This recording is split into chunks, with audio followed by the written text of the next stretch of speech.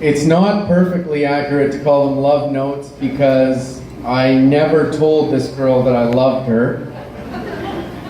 When I was 15 years old, so almost 22 years ago, I went away to private school, boarding school to go play hockey.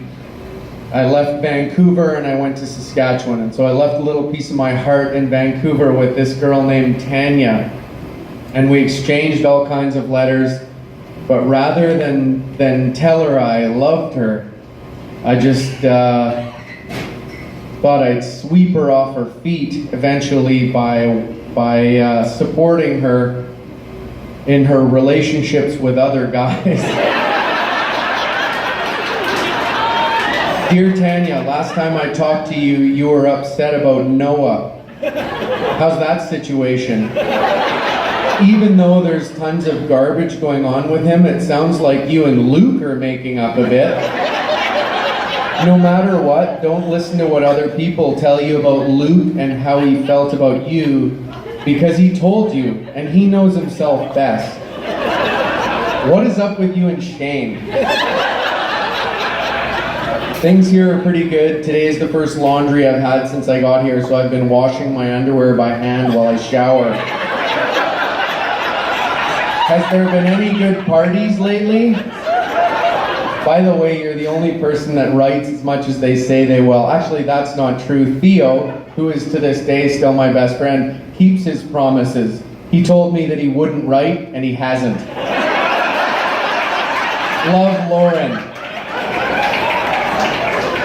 Dear Tania, that's too bad about Jamie and you, but that's unfortunately the way things tend to go. I know you guys were pretty into each other, and that you thought of sleeping with him, but is this loss on the same level as when you and Luke broke up? I guess you grew pretty attached to Jamie quickly, but hopefully it was just infatuation.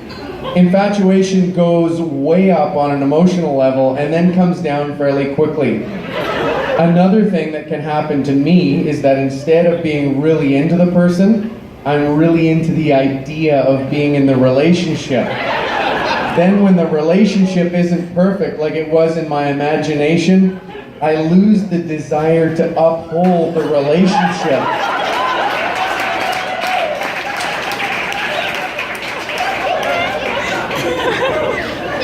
This is an example of the shit I think about while I'm looking out across the flat fields. By the way, thanks for the picture. You shouldn't be so hard on yourself. You look good. Hopefully you found the picture of me. I've changed a lot since that photo was taken. I now have sideburns. Love, Lauren.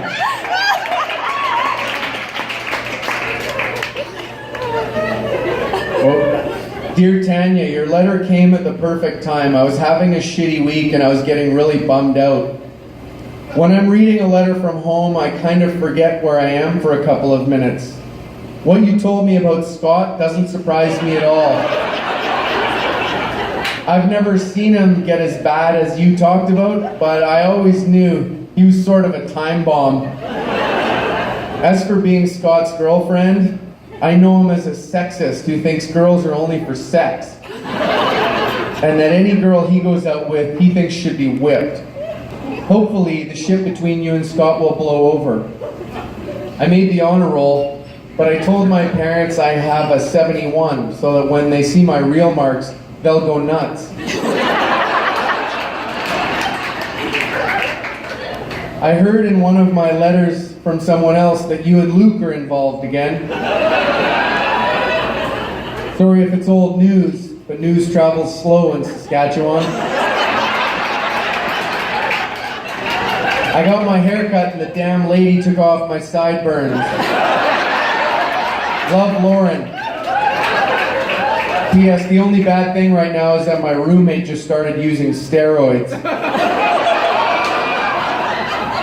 Dear Tania, I'm sitting in biology watching an exciting video called How Soil is Formed. Today after school, I'm going to take in some of my finished rolls of film. Hopefully I'll have some quality shots of you guys. Pictures are awesome. I have a photo album that I'm filling up with pictures of home. I use it to show people here what I'm like when I'm in Vancouver. Sometimes I need proof when I tell people that I have a life back home. Just kidding. How's everybody? Love. I forgot to write my name. This whole exchange culminates in a Valentine's Day card, and I think I've got it. There it is. That's the card I chose for her. 3 elephants with some hearts. Tania, hopefully this will get to you on time, but if not, I hope you had a good Valentine. I tried to find the least mushy card I could. In your last letter, it said you were having a pretty tough time trying to straighten out your feelings for Luke.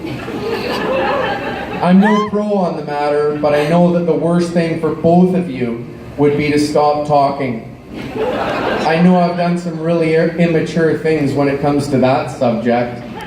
The hardest part is doing what you're doing right now, which is trying to maintain your friendship despite some stronger feelings.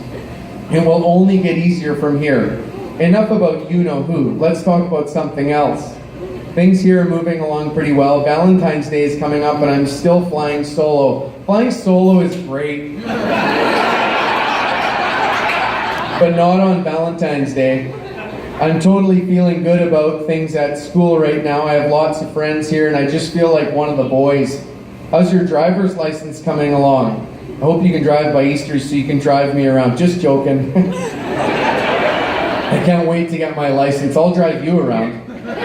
The other night we were making predictions for everybody's life. As a joke, a bunch of girls decided that I'm on my way to being a good old down-home farmer with a cute wife that raises the kids. Pretty scary, hey?